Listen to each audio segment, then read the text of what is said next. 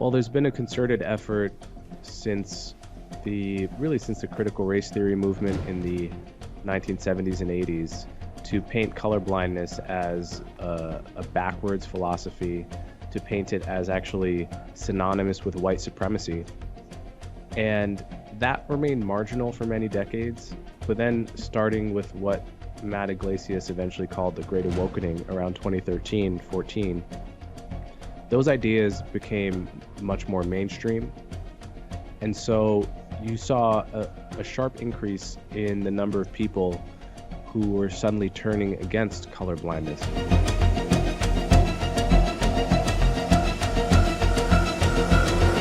Welcome to another episode of Counterculture, the show that stands at the intersection of reason and faith in the battle against sentimentality. Coleman Hughes is one of the more compelling talents to burst onto the socio-political scene in the last few years, while still actually as an undergrad at Columbia University. Through his writings at Quillette.com, his testimony on reparations before a congressional committee, and an oddly controversial TED Talk, which we'll discuss. And most recently, also with his podcast, Conversations with Coleman. That's the title of Coleman Hughes' podcast. Coleman certainly does not shy away from ambitious intellectual challenges, as illustrated by the Francis Fukuyama-esque title of his new book, The End of Race Politics, Arguments for a Colorblind America. Much as one may have hoped Fukuyama was correct that history had evolved to the point where Western liberal democracy, as conceived in the late 20th century, would be the consensus form of government globally, it did not materialize that way. And frankly, today's Western liberal democracies are, in many respects, culturally unrecognizable from their former selves just a few decades ago. I suspect the chasm between the hope and the likelihood is similar as to ending racial politics, but I'm counting on Coleman Hughes to persuade me to a more optimistic viewpoint. Coleman Hughes, author of The End of Racial Politics. Welcome. Thank you for joining us, Coleman. Appreciate it. Thanks for having me. So, I mean, let's lay out the thesis for the book, which is getting a lot of attention, deservedly so, because, at the outset, the case for a colorblind society. Yeah, I know. I mean, it's almost become a bromide. Content of character, not color of skin, and we need to be colorblind, and so on and so forth. So what's your sort of new take on this? Why hasn't that approach, those lines, why haven't they gotten us very far in terms of ending racial politics? Well, there's been a concerted effort since the critical race theory movement in the 1970s and 80s to paint colorblindness as a backwards philosophy, to paint it as actually synonymous with white supremacy. And that remained marginal for many decades, but then starting with what Matt Iglesias eventually called the Great Awakening around 2013-14, those ideas became much more mainstream. And so you saw a sharp increase in the number of people who were suddenly turning against colorblindness, to the point where when I began my research for the book, I just Googled colorblindness, race, so as to distinguish it from the visual condition. And I think I write in the book, I literally got 9 or 10 straight articles talking about how colorblindness was bad, and the only other article was a Wikipedia article describing it. So that's how successful the campaign against colorblindness has been. And in my book, I'm trying to rescue the colorblind principle and the colorblind philosophy because I think it's the wisest approach to our fragile experiment in multiracial, multi-ethnic, multicultural democracy. And I think there have been some too clever and too convenient dismissals of it. So I'll just talk about one quickly, and then we can get to the next question. Many people say, I don't see race, as a way of expressing their support for the colorblind principle. Problem with this is that we do see race. And so and what's more, we're all capable of racial bias. So it provides a very easy target for the critics of colorblindness to just say, look, these people are just pretending not to see race. And so I argue in the book we should get rid of that phrase and instead say what we really mean, which is, I try to treat people without regard to race, and I would like the state to treat me without regard to race, which means supporting race-neutral public policies. So that's my thesis in the book. Yeah, no, I mean, I think that's right. Obviously, everybody sees race, and so that to me, though, still seems rather uncontroversial. It would have been uncontroversial not that long ago. Even if you say, well, yeah, I try to treat people, like you say, based on their behavior, not their race. Of course, I see their race, but that's not the basis on which I make decisions about how to interact with them or if I want to interact with them. But and people could still say, and but I recognize there have been some historic injustices, particularly with respect to Black Americans, and we need to do something about that. So, I'm a little squishy on affirmative action or something like that. I mean, that was sort of, to my memory, a lot of the conversation, even in the arguments about quotas or affirmative action, race-based policies. But now, and I recall this from a recent New York Times profile on you. Now, when you testify before a congressional committee on the issue of reparations, and actually you have sort of a nuanced position on the issue, I think. It was an interesting one. As documented in this New York Times piece, you're walking out of the congressional committee room after testifying, and people are yelling shame at you. I mean, that's a different place than we were when it could be like, I see what you're saying. I wish it wasn't this way. I'm still opposed to affirmative action, and somebody else say, well, I'm a little bit for it, but we gotta. It's almost like the Sandra Day O'Connor Supreme Court opinion. We need to do this for another 20 years and then revisit it. A lot of people have felt that way as a way to sort of feel like they're doing something about previous injustices. But now it's, if there is any give, then you are a race traitor. You are to be shamed and publicly excoriated. That's just a different place, isn't it? Yeah, absolutely. I think the year things changed was around 2013, 2014. I'm old enough to remember American society before that. Think first term of Obama, either term of President Bush. These were times when you could disagree about these issues. It was a time when each year more and more Black people were believing that bias was not the main issue, such that by 2013, a poll I show in my book, either by, I think, a Pew poll, found that 60% of Black people believed that bias was not the main issue they faced in life, in housing and finding a job, etc. And that number had just been getting better pretty much each year since I was born in the late 90s. So you basically had bit by bit progress every year in American race relations. And around that year, 2013, when most Americans of all races believed race relations were good, that's the year that everyone gets smartphones and social media and starts seeing videos of and articles about police shooting unarmed black suspects, or neighborhood watch vigilantes, beginning with George Zimmerman.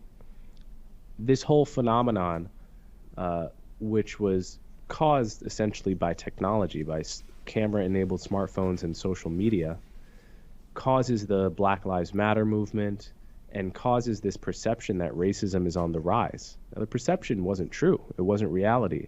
It was caused by technology.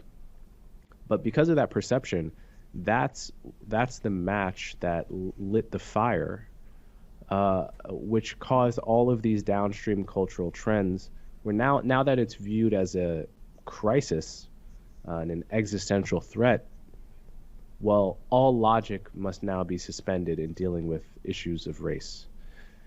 And for example, I think people will remember during COVID, there was anti-mask protests, and there were trucker protests, and all the doctors said basically, this is really unwise. This COVID thing is spreading. Nobody should be protesting in close quarters, even outside. And then when George Floyd died and there were BLM protests, the same doctors said, actually, if it's about white supremacy, then protests don't matter, because if you think about it, isn't racism a pandemic also? So this was just a clear suspension of reason and logic, because we were getting pumped the false narrative that racism and white supremacy was a crisis, when in fact it's at historic lows. Yeah, that's really interesting, the connection, and it also speaks to sort of people's inability to respond proportionally to something that is salacious or shocking to the sensibilities. But in terms of the social media piece, but then how do you sustain that? How do how does it get sustained or even amplified?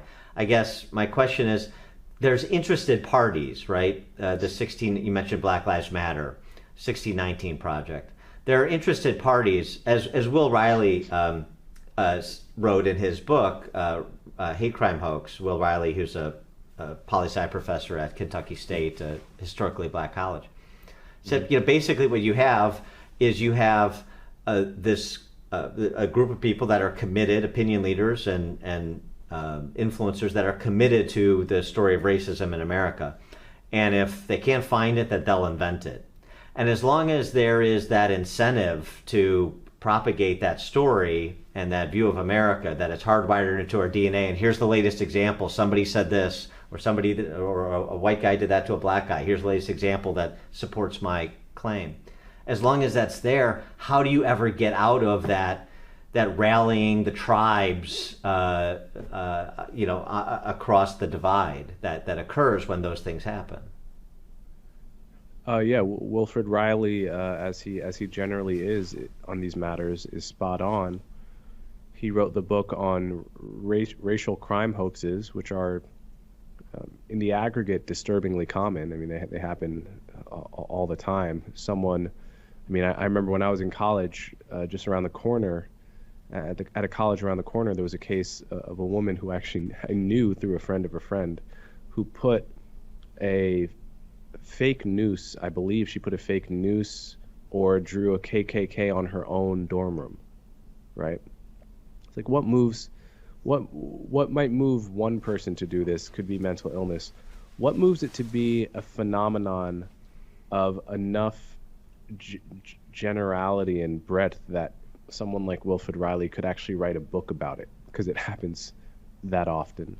Well, incentives. There is an incentive. That's exactly right. There were similar events when I was at Columbia. If it's the case as a black person that you're the victim of a racist incident, that earns you a lot of social clout in this country, especially in the past 10, 15 years. And so, as with any incentive, that's going to act like a bug light for opportunists. And the only way to counteract that is for sensible people to speak up and say, I'm sorry, you're not a victim of racism. You put that noose there. I mean, obviously the race crime hoaxes are the extreme end of the continuum. But if you think about that whole continuum, you just have all kinds of events which really were not racist, but can be interpreted in a racist light. And that incentive structure incentivizes people of color in general to see racism where it doesn't exist. And the only way to fight back against that is for a critical mass of people, especially people that aren't on the right, because the right broadly already agrees. People in the middle of the political spectrum, people on the left as well, to push back and say, no, we're not going to suspend common sense. We're not going to suspend procedure. We're not going to suspend due process. We're not going to take an example off the top of my head. We're not going to suspend a college professor for saying a word in Mandarin while teaching a class on business Mandarin, saying a word in Chinese that kind of sounds like the N-word. Okay? We're not going to do that because that's ridiculous. It's a different language. It's an important word to learn if you want to speak colloquial Mandarin. And if you have a problem with that, you can go find a different class. So people have to have a spine They have to, if they're white, they have to, in some cases, risk being falsely labeled a racist. If they're black or Hispanic or otherwise of color, have to risk being called a race traitor in these scenarios, and stand up for basic common sense and reason. Is part of the challenge just the nature of how tribal we are around race? I mean, this entire presidential election, we'll talk about the black vote. What are black voters doing? How are black voters responding? We talk about black voters as a monolithic. You talk about suburban white women as a monolithic. We talk in our schools. I mean, I'm from Chicago. Chicago is perhaps the most de facto segregated city in the country. You have the neighborhood schools in the black wards, communities. And there's black schools over here, and there's a Latino school here, and then on the north side there are the white schools. I mean, everything I don't like any of this, but I'm just sort of describing everything. The way we orient society, the way we orient our conversation, is around segregating by race, whether we recognize it or not. That's the way that it exists in reality, and that's the way we talk about it too. And it just seems to me like that's a real hurdle to clear, that we wire ourselves to think about people by group identity. Yeah, we as human beings, we have a pretty deep wiring to prefer our tribe, whatever our tribe is, and to feel warmth towards our tribe and coldness towards other tribes, right? That can't be changed. That's human nature. But there are a few things that we can influence. One thing we can influence is just which tribe is our active identity. I don't think it's a foregone conclusion that race would be the variable around which people base their tribes, as opposed to national origin, culture, or any number of other things. If I meet a guy from Ethiopia, he's very likely to identify as an Ethiopian, and to not necessarily see, he may not see a similarity to me on account of both being from the same race, and so on. So there's that. And then there's also just the amount that we attach to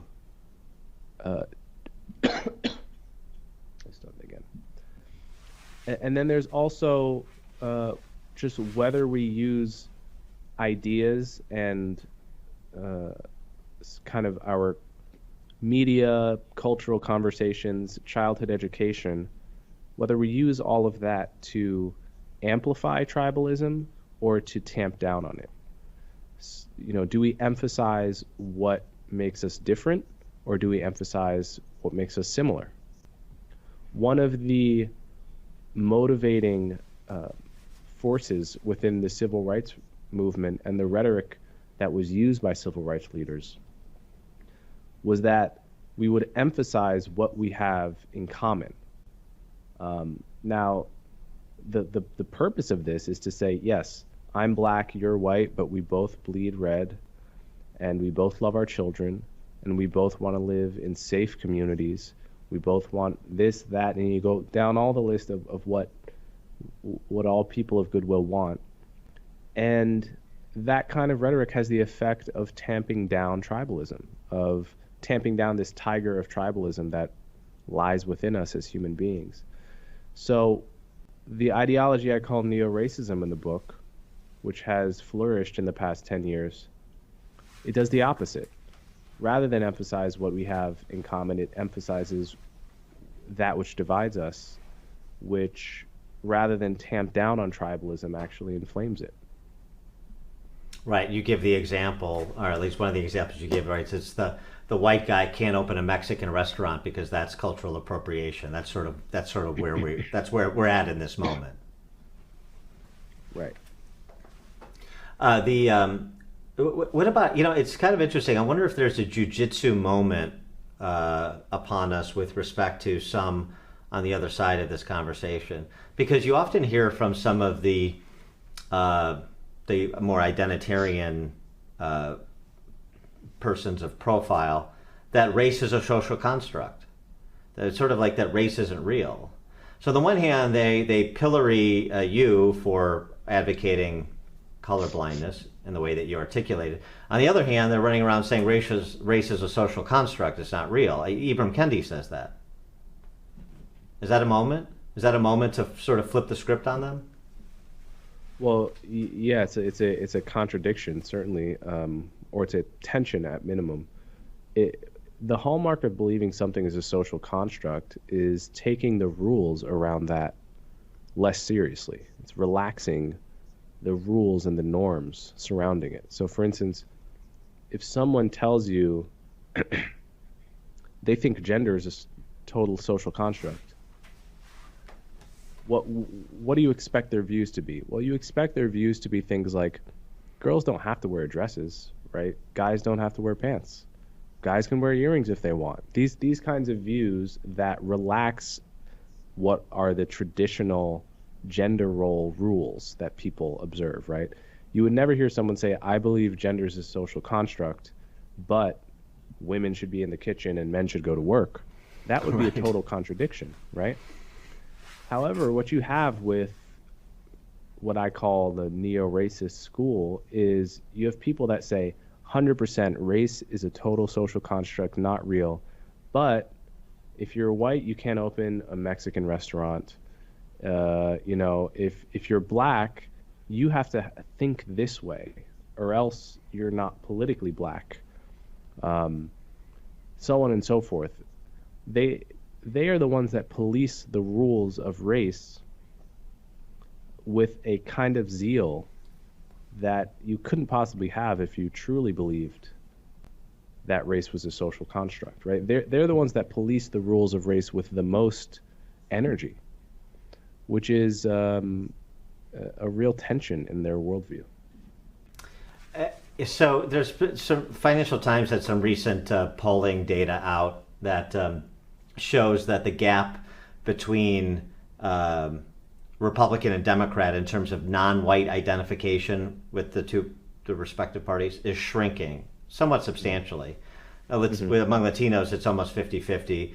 Among blacks, it's more complicated generationally, in particular. Civil rights era blacks more likely to be more lockstep in with Democrats. Younger blacks, particularly black men, it's changing. I wonder if you think, if social media, the advent of social media and the sensationalization of one-off events is what drove division where unity was occurring. I wonder if there's something else going on that maybe is generational, maybe there's a socio-political plus generational component to it, where we're getting back to a moment where we're starting to look past race and we're not running around, generally speaking, we're not running around looking to jackpot our neighbor, call him a racist, or play the role of a victim of some sort of racial affront. Yeah, it's a good question. The trend among, in particular, black men under 30 has been towards the Republican Party for the past 8 years or so. It seems like that is what the data has shown.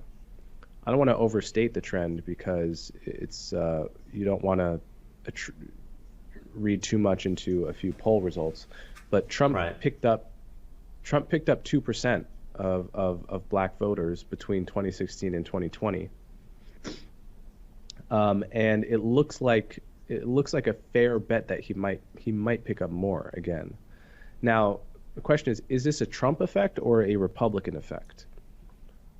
It would seem from what the data I've seen that it's more of a Republican effect than a Trump effect, because other Republicans pitted against Biden in poll questions do pretty much just as well as Trump. So it looks like there is a movement among young black men under 30 away from the Democratic Party. Not a majority, but a significant minority. Now, what's behind that trend? Pew actually looked into who these people were, and it knocked out some of the more stereotypical explanations you might have. So, for example, you might there's a Key and Peele sketch I remember about black Republicans years ago that was basically kind of portrayed them as like all upper middle class guys with white wives, I guess. Right. And at minimum, the upper middle class part of that isn't part of the story, because according to Pew, which looked into it, black Republicans were just as likely to be upper middle class as black Democrat voters. But it did seem that they were less likely to view their blackness as a key aspect of their identity. In other words, they were less likely to have what you might call racial solidarity or racial consciousness or these kinds of attributes. And so, in my view, the simplest explanation is that these voters are roughly of my generation, and they are turned off by the message that the Democratic Party has been pushing towards black people in the past 8 years or so. Whether it's the Democratic Party in particular or the sort of cultural representatives of the Democratic Party, there's a subset of particular black male voters, younger voters, that are turned off by the message that systemic racism is going to hold you back. White supremacy is ever present and at crisis levels, and it's nigh impossible for a black man to succeed. It's open season on the police killing you, etc. There's a subset of black men that don't like that message, probably find it disempowering at the least, or just outright, incorrect, and prefer some of the more traditional Republican points of view around personal responsibility. Your life is in your hands. Your success is yours to celebrate, and your failures are yours to take responsibility for. And actually, turns out, I would say a lot of people, period, of all races resonate with that. And insofar as Democrats have really pushed the opposite message to black people, I think possibly that's turned some people off. Do you think, well, actually, let's put it a different way. I mean, how have you been received as your profile has increased through your books and shows and testimony and TED Talks? Because I'm just curious how, like, younger black conservatives, and I don't know if you would call yourself one, but the people that are perceived as being conservative, then young black men who are perceived as being conservative, like you or Delano Squires or many others, how you're being received? Because I think, like, what happened at the congressional testimony, or the day you provided congressional testimony to reparations, and what happened with your TED Talk, I'm wondering if they're indicative of something that sort of the established order is saying they're concerned about with respect to well-considered black men or black people that are not on the program. Yeah, well, I've been received. There are prominent examples of me being received with a kind of hysterical reaction. Congressional testimony in 2019 on reparations would be one. My TED Talk on colorblindness, which I gave almost a year ago now, actually, and which some TED employees alleged made them feel unsafe, and there was a whole kind of internal meltdown there. Those, yeah, so those are some of the reactions. That's on one end of the spectrum. On the other end of the spectrum, I've had people be very, very warm and open-minded to my points of view. I think often my detractors sometimes have set up such a kind of disgusting and alarming image of me that when people actually talk to me, they're really disappointed. not only in my demeanor and my arguments, but also in the fact that I've never identified as a conservative. Um, I identify as I'm an independent. Um, Only voted twice because of my age in presidential elections, both times for Democrats, Hillary and Biden. Though I would not by any means rule out voting for a Republican in the future. So, yeah, I'm not, if you ask me my point of view about, gun control or something, I'm gonna sound pretty liberal on many issues, or I'm gonna fall on the liberal side of many issues. So, most people I have very good one-on-one conversations with from all over the political spectrum. That's partly a selection effect because the people who seek to talk to me are, the people who find me worth talking to. Well, right, and so that makes it even more interesting because it speaks to those who treat you hysterically, including people that are supposed to be advancing the cause for free and open exchange of ideas, like the people at TED. Yeah. So they're not interested in knowing that actually I'm a liberal and Coleman agrees with me on a bunch of things, but we disagree about race identity politics. So I guess so I just want to go back and say again. So what does that say about what they fear? And because the hysterics, I think, represent, if not the center of gravity on the left, they certainly represent the most visible iteration of the left these days. Yeah, so I guess the hysterics come from a philosophy which says that basically words are violence and that identities are sacred. It's a kind of religion of identity. So, and I talk about this in the book. When I was a kid, I went to a conference in high school and then participated in some activities at Columbia where the basic ethos was that if you're not white, which is to say if you're Black, Hispanic, Asian, then your race is a kind of magic. And it's treated as this kind of like a beautiful amulet in your soul that you have, right? That white people don't. And whiteness is treated as kind of the opposite, as kind of an ugly stain that you can never get rid of. And so this has become a kind of religion on the far left. And so to challenge it, you get all the hysterical reactions that the religions of old would employ to silence heretics, and that is something that was, if not unknown, then very marginal before about 2013, when it began bit by bit to creep into institutions. I know all of these gentlemen I'm about to mention, the Bob Woodsons of the world, the Shelby Steeles, and I just wonder, so those civil rights era veterans had this break with the civil rights movement in the 60s when it became more about entitlement and sort of racial grievance politics and less about equal protection under the law and equal opportunity. They had a break.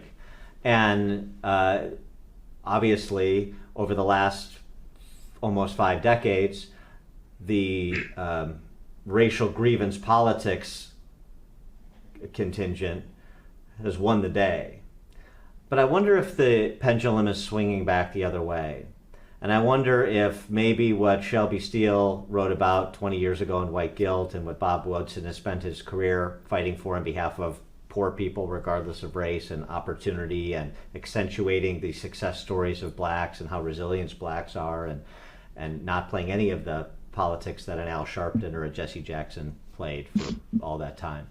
I wonder if maybe it won't happen in their lifetimes, but maybe with sort of a new generation and a bit of a new attitude and some talented content producers in this space, academics in this space, that you're going to see this boomerang around, and maybe that is the pathway to the colorblindness that you seek, is that the arguments that were made for so many years by Glenn Lowry and more recently John McWhorter and Bob and Shelby, John Sibley Butler, it's gonna come around.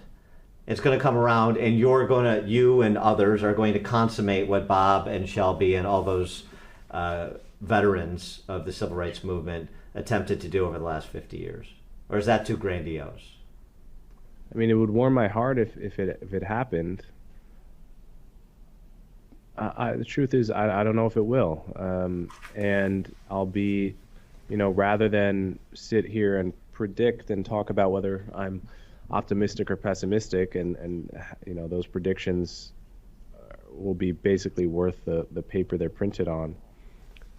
I'd rather just do my part, be part of the, not sit back and predict the direction of society, but be part of the motion of it. Just be one of those sensible people. I mean, that's the thing. People want the magic solution or the 12-point plan or the ad campaign. And what I hear you say, and what I've read from your book, is, look, it requires sensible people to behave sensibly and a little bit courageously. And there's just sort of no getting away from that fundamental requirement to change people's attitudes, right? I mean, what did Von Mises say? He who wants to improve conditions must propagate a new mentality, not merely a new institution. So that seems to me what you're saying. It's just that you have to get people in the business of propagating a new mentality about racial politics. Sure, absolutely. I think I'll say one more thing about this. What gives me hope is that each new generation of children is an opportunity to re-enshrine the colorblind ethic, because children, for all their flaws, I mean, children are often selfish and have to be taught to share, for instance. They're not born with racial hang-ups or preconceptions. Children tend not to ascribe any deeper significance to race other than that human beings look different. And so each new generation is an opportunity to kind of cement the non-meaning of race as a default. And I think that offers me lots of hope. And I think this is another area where neo-racists have the wrong view. I mean, someone like Robin DiAngelo believes that, in fact, kids are racist from a very early age and need to be educated out of it by being taught to pay close attention to their race and the race of those around them. I think this is precisely backwards. I think what most parents observe is that their kids do not care the race of their classmates. They effortlessly, insofar as you live in a racially diverse neighborhood, which a lot of people don't. But if you do, you'll notice your kids do not care the race of the kids that they're playing with. And they don't ascribe any deeper meaning to it. So that's the kind of attitude we want to nourish.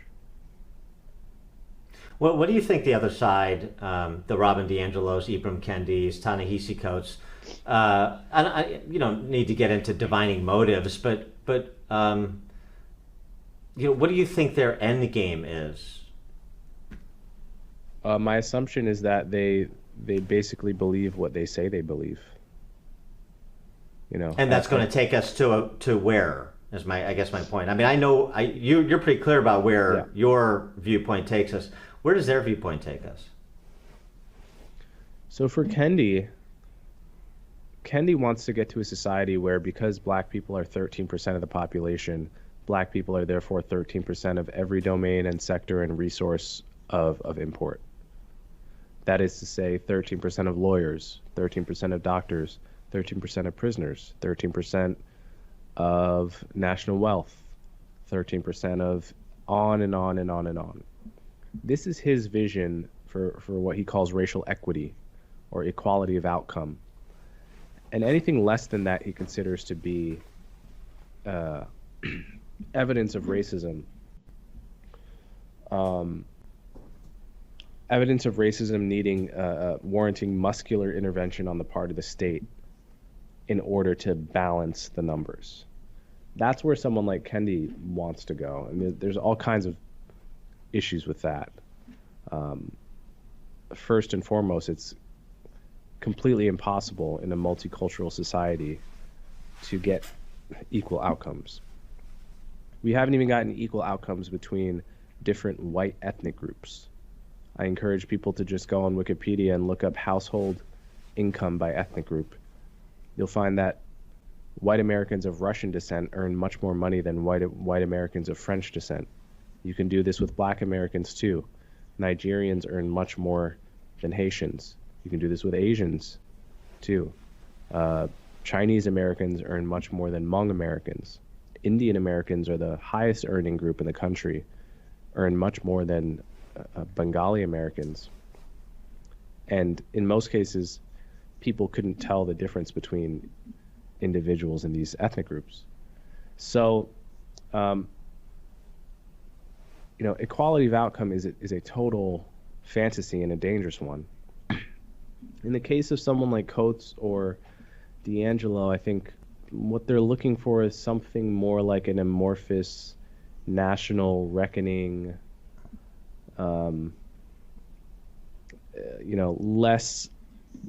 less precisely tailored to equal outcomes across the board and more something akin to national healing, whatever exactly that means. I've never been totally sure, but I think Coates used to write things like reparations would lead to national renewal, which is meant in this kind of abstract, psychological, spiritual sense. I never totally understood what that means, but that's what they're looking for, and I believe that they believe that. Put it that way. Before we let you go, I mean, I have to get to sort of the other side of the Coleman Hughes brain and ask about your rap career. Your demeanor doesn't exactly come across as like a big, bigger than life rap star type personality. But we actually played on the morning show I did in Chicago your song "Blasphemy" after the TED Talk incident, which was pretty good. So just tell. I know you're like a really talented trombonist, jazz trombonist, but tell us about the sort of the musical interest too as part of your creative mind. Yeah, I've been a musician since before I was a teenager. I've been working professionally as a musician since I was a teenager, and I still work professionally as a musician. So I've always had that aspect to myself. Actually, out of high school, I initially went to Juilliard School of Music Conservatory, and then dropped out and went to Columbia. I chose a different path, but I've always loved music, and in many ways it's my first love, and this whole other career has been a kind of side quest, but yeah, I mean, that's how I would put it. So I mean, you still do? I mean, you're in the Northeast, right? Do you do gigs in New York City and sit in with bands and things like that? Do you? All the time. Yep. Oh, okay. All right. Well, yeah. In addition to the books and so forth, you're going to have to get us tour dates to promote, so that we can keep up. Coleman Hughes. The book is "The End of Racial Politics: Arguments for a Colorblind America." Coleman, thanks so much for joining us on Counterculture. Really appreciate it. Good luck with the book. Great to talk to you again. Thanks for having me.